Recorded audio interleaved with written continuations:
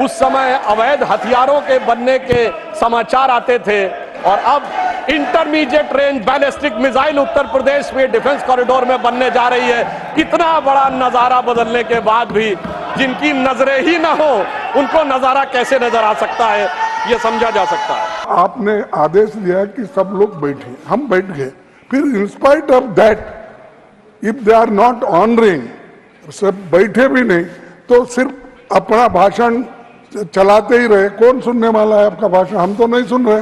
मैं बिल्कुल आपको नियम भी बताऊंगी sir, and I am also member of parliament and I have been given this right sir to raise a point of order. सभापति महोदय, मैं उत्तर प्रदेश का रहने वाला हूं। वहां ब्रह्मोस मिसाइल का कोई पार्ट बने, कोई कंपोनेंट बने, ये अपने आप में कितने बड़े गर्व का विषय है। मुझे याद है कि हमारी सरकार, मोदी जी की सरकार आने से पहले उत्तर प्रदेश की छवि क्या बना के रखी गई थी। सिनेमा क्या बनता था उत्तर प्रदेश पे, जिला गाजियाबाद, लखनऊ सेंट्रल, तो सीरीज बनती थी मिर्जापुर, तो ओंकारा में मेरठ की गैंगवार, तो बाबर फिल्म में कानपुर की गैंगवार, तो कंपनी फिल्म में दिखाया जाता था कि जैसे कि मुंबई का सारा जो माफिया है वो पूर्वी उत्तर प्रदेश से आ रहा है।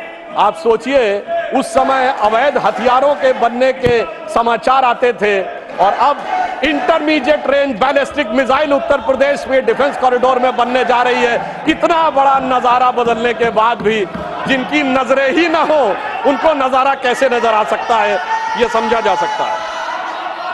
अभिभाषण के बिंदु क्रमांक 17 में राष्ट्रपति महोदया ने भारत के पब्लिक सेक्टर बैंक्स के बारे में अपना विचार व्यक्त किया है, जिसमें विशेषकर मैं सिर्फ 3 का उल्लेख करना चाहूंगा। State bank of India, life insurance corporation of India और हिंदुस्तान एरोनॉटिक्स लिमिटेड। ये तीनों इसलिए कि इनके बारे में केवल 1-1.5 साल पहले बहुत वितंडावाद मचाया गया। अपनी सीट पर जाएं प्लीज, अपनी सीट पे जाएं।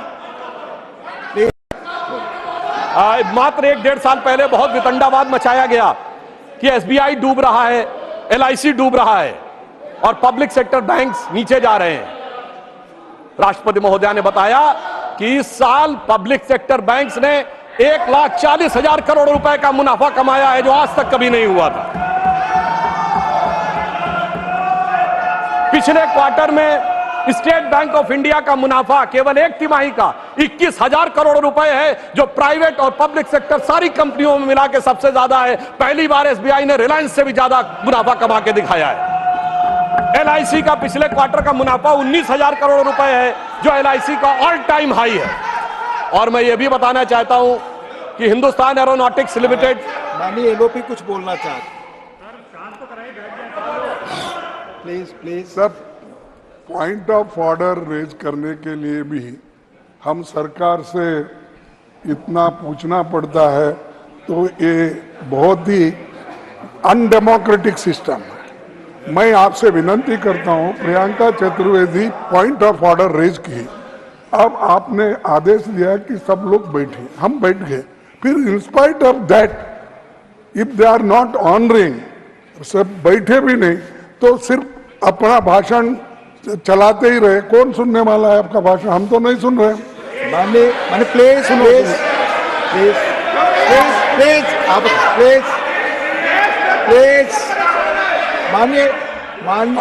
देखिए सर, आप मैंने आग्रह किया सभी लोग अपनी सीट पर जाएं। जब तक नहीं गए थे आपने कहा मैं मौका दे रहा हूं, प्लीज माननीय एलओपी को बोलने दो। पॉइंट ऑफ रेजर किए हैं, आप बैठे। पॉइंट ऑफ ऑर्डर जो भी है, जब बाहर लोग थे यू अलाउ देम, मैंने कहा allow he has to yield. नहीं, पॉइंट ऑफ ऑर्डर उठाना चाहती है प्रियंका जी, आप सहमत हैं? Point of order Priyanka ji, point of order आप तय करिए पॉइंट ऑफ ऑर्डर। हाँ Priyanka ji, chairman sir right now please sir. Why should he, किस नियम के तहत, कौन सा?